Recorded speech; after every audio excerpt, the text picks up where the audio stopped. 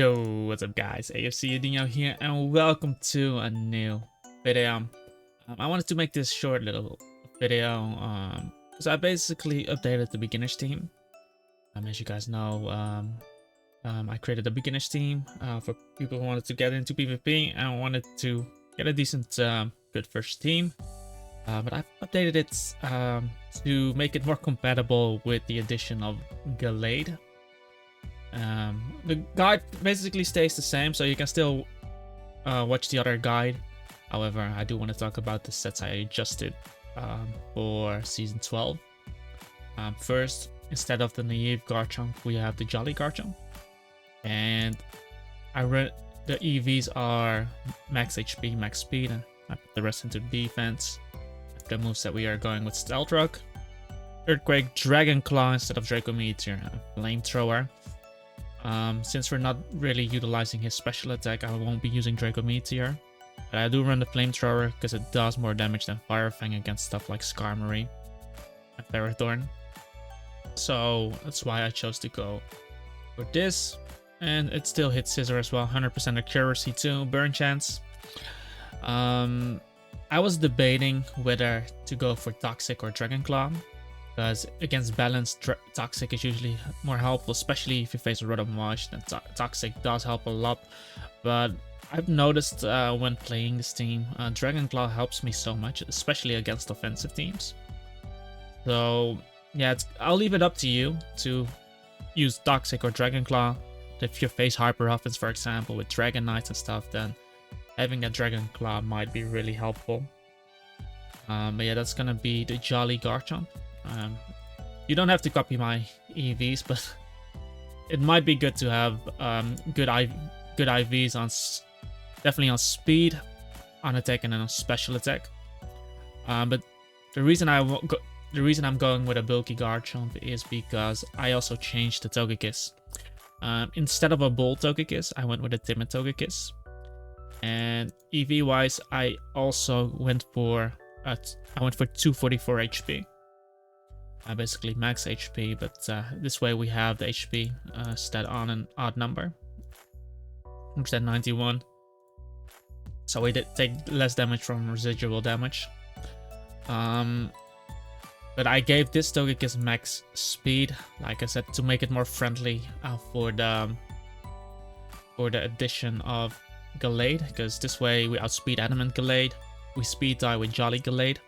And with the max HP, with this spread, a Life Orbed Jolly Sacred Sword doesn't knock us out. Meaning that we can switch Togekiss in to Gallade. I'm pretty sure Togekiss also doesn't die to Adamant Gallade. I'll calculate real quick for you guys. I'm pretty sure. Yeah. Defense 2, 12. It is actually a roll against Adamant, but it's only like an 18% chance to knock you out. But yeah, the max speed just allows us to outspeed him. It outspeeds Dragonite, which are multi-skill bunch of times. It outspeeds Breloom. A lot of Mamoswines are Adamant nature, so they might not see this coming. Because I went with a more speedy Togekiss, that's why I decided to go for a bit of a bulkier Garchomp to make the Scissors matchup easier. Because I also changed the Rotom a bit. We're still using a Calm Rotom, however, instead of the speed, I gave it 148 Spadef. This means that my Rotom doesn't get 2-hit KO'd by Hydro Pump in the rain. From Kingdra, it still lives the Draco Meteor, and we put the rest into defense to make it easier to switch into Mamoswine and Weavile, which are obviously huge threats. And because we don't have the speed, that's actually the reason I wanted to have a bulkier Garchomp versus Scissor, in case the Scissor is faster than my Rotom. Because the Life Orb Garchomp gets worn down really easily, of course, every time he attacks. That's why I like the Leftovers Garchomp. And the others pretty much stay the same. Weavile, it's the same moveset. Mienshao has the same moveset. I did give it 12 speed because 244 is all he needs to have the max regenerator recovery. And I wanted to max for that because his job is purely to deal with Volcarona. Yeah, Among Us basically stays the same. That's the only difference.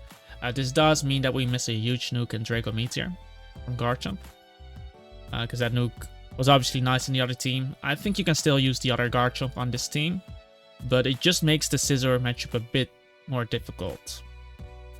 And I feel like we do need to defend some Rotom because MSY and Weavile will otherwise be too difficult to handle. This also makes it better versus Metagross. Being able to Hydro Pump or Volt Switch or Pain Split, that kind of stuff. Yeah, the speed on the Togekiss. The only downside is with the speedy Togekiss, if you miss Air Slash or if you don't flinch, you don't have the bulkiness of a Bolt Togekiss to take physical attacks. That might be a bit rough. Like I had instances in which my Togekiss didn't flinch things that were supposed to be like not flinching, Focus Sash, Breloom, and then getting Sport, those kind of things. But other than that, the Pokemon will still play the same. However, you don't have that big nuke in Draco Meteor, but your Togekiss becomes much stronger. And yeah, that's gonna be it for this. I'll be playing some games with this team, have it showcased to you guys. So yeah, I'm gonna keep it short like this. Like, comment, and subscribe. Check out the original guide. I have the Poke Paste in the description if you want to change it. It's a bit bulkier. And might be a bit more difficult to play than the other one because having more damage is a bit easier to play than, because now with this team you gotta play a bit more smartly, just because you don't have the same amount of damage, because we reduce the damage on Garchomp a lot with the cost of with the addition of Togekiss having that speed to help us sweep. But yeah, peace out guys, and I'll see you next time.